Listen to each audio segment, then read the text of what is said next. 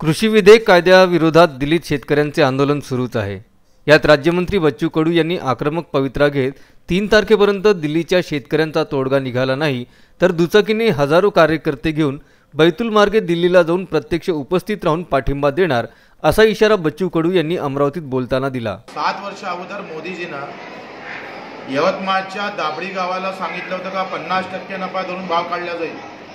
वचननाम्यातलं वचन 7 वर्ष पूर्ण होत नाही, 50% नफा धरून भाव भेटत नाही आणि नवीन कायदे आणून पुन्हा शेतकऱ्याला फसवण्याचा मार्ग मात्र मोदीजी करत आहे।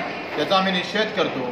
ज्या पंजाब हरियाणाच्या सर्व शेतकऱ्यांनी एकत्र येऊन दिल्लीला आंदोलन केलं त्यावर 3 तारखेपर्यंत तोडगा जर काढला नाही तर मी स्वतः 2 व्हीलरवर बसून हजारो शेतकरी आमच्या अचलपूरपासून ते बैतूल मार्ग सगळे शेतकरी त्या याच्यामध्ये आता आम्ही सगळ्यांना आवाहन करणार आहोत का ज्यांना ज्यांना यायचं आहे त्यांनी आमच्या मोबाईलवर तसे मॅसेज करावे आणि अचलपूरपासून बैतूल मार्गे आम्ही दिल्लीला 2 व्हीलरनं दिल्लीकडे रवाना होऊन प्रत्यक्ष उपस्थित राहून पाठिंबा देणार आहोत।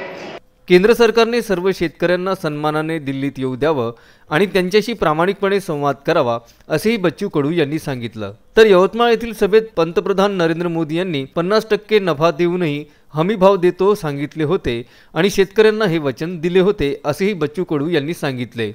Vidarbha news bureau, Amravati.